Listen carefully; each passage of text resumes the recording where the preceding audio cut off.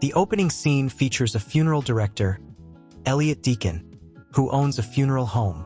As part of his daily routine, he prepares the corpses for their funeral while talking to them softly. Currently, he is seen preparing the body of an elderly piano teacher. We then cut to a middle school teacher, Anna Taylor, who is having intercourse with her boyfriend, Paul. Despite the romantic setting, she doesn't seem to be enjoying it at all. Later, while showering, Paul inquires about the matter, but she insists that she's fine, though her expression says the opposite. Following this, Anna heads to work where she finds two big kids bullying her little student, Jack. She scolds them and quickly wards them off. After her shift, Anna is leaving school when the lights begin to flicker in the hallway. Frightened, she rushes towards the exit but discovers the door is locked. In the midst of this tense moment, Jack appears and effortlessly opens the door for her. Later that evening, Anna attends the funeral of her former piano teacher at Elliot's residence. As she approaches the casket, she observes it twitching, momentarily startling her. However, upon closer inspection, she realizes it's just her imagination playing tricks on her. Later that night, Anna meets Paul for dinner at an upscale restaurant. During their meal, he informs her of his promotion to the company's headquarters, meaning he must relocate to Chicago. He then produces a ring from his pocket, intending to propose and invite her to join him. But before he can do so, Anna initiates an argument, fearing he intends to break up with her. Despite Paul's attempts to explain, she storms off without hearing him out. Distraught, she drives away and, in the midst of heavy rain, ends up in a traffic accident. In the subsequent scene, Anna lies on an embalming table in the funeral home, her face pale and a wound visible on her forehead. Soon after, Elliot enters and begins his preparations. As he starts to undress her, Anna's eyes flutter open, and she questions her surroundings. Elliot, surprisingly calm, informs her that she's in the funeral home and that she's deceased.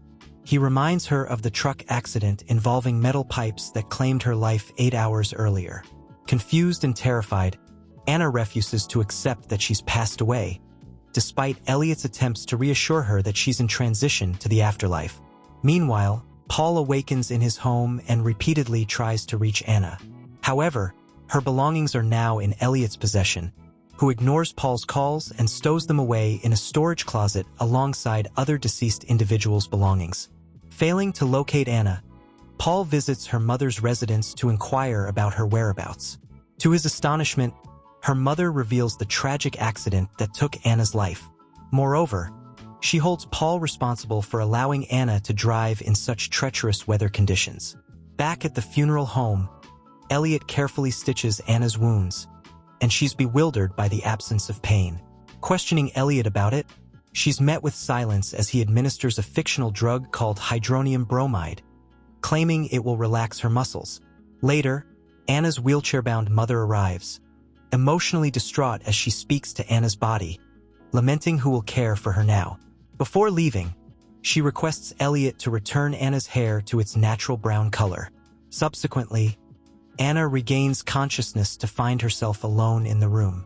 Summoning her strength, she sits upright and attempts to reach the landline phone, only to find it non-functional. Just then, Paul arrives at the funeral home, pleading with Elliot to see his girlfriend. Despite his desperation, Elliot denies him access due to the lack of legal ties. Hearing Paul's voice, Anna screams and pounds on the door, but her efforts go unnoticed. Paul, determined, heads to the police station to seek assistance from his friend Tom, hoping to find a way to gain access to the funeral home. However, another police officer informs him that Tom is currently on patrol duty and will return shortly. While waiting, Paul enters the police impound and sits inside Anna's wrecked car. During this time, he has a vision of his girlfriend, abruptly interrupted by Tom's arrival. Paul pleads with him to help facilitate his entry to see Anna, but Tom is unable to assist. Meanwhile, Anna explores the room and discovers another body on the table. Determined not to share the same fate, she grabs a pair of scissors and waits for Elliot. Upon his entrance, she threatens him, but he remains unperturbed, asserting that she cannot harm him as she is already deceased. Anna argues, questioning how she can communicate with him if she's dead. Elliot reveals his gift of communicating with the deceased and advises her to let go of life, as her funeral is in 3 days, after which she will be buried forever. In the following scene, Elliot prepares the body of an elderly woman for her funeral when Jack joins him, seemingly aware of Anna's death. Jack inquires about her teacher, and Elliot informs him of the funeral scheduled for Friday, urging him to leave for the time being. The next morning, Paul hears Anna's whispering voice and experiences visions of her, including one of her taking a shower. However, he awakens abruptly, realizing it was merely a dream. Meanwhile, Elliot returns to Anna with a dress intended for her funeral attire. While he is distracted, she discreetly pilfers a handful of keys from his pocket. Later, as Elliot heads out to retrieve another deceased individual from the hospital, Anna hastily employs the purloined keys in an attempt to unlock the door.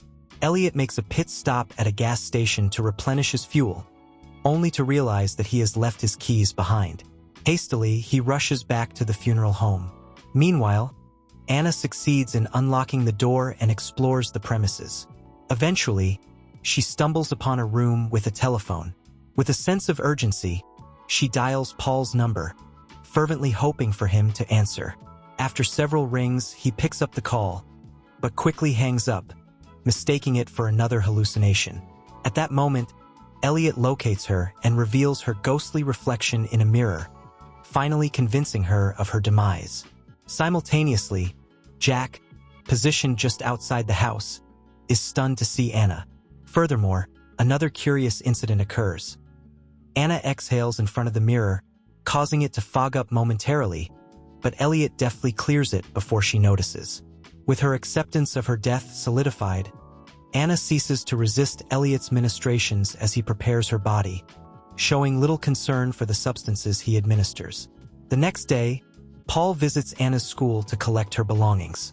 As he prepares to depart, Jack approaches him, claiming to have seen Anna at the funeral home wearing a red dress the previous day.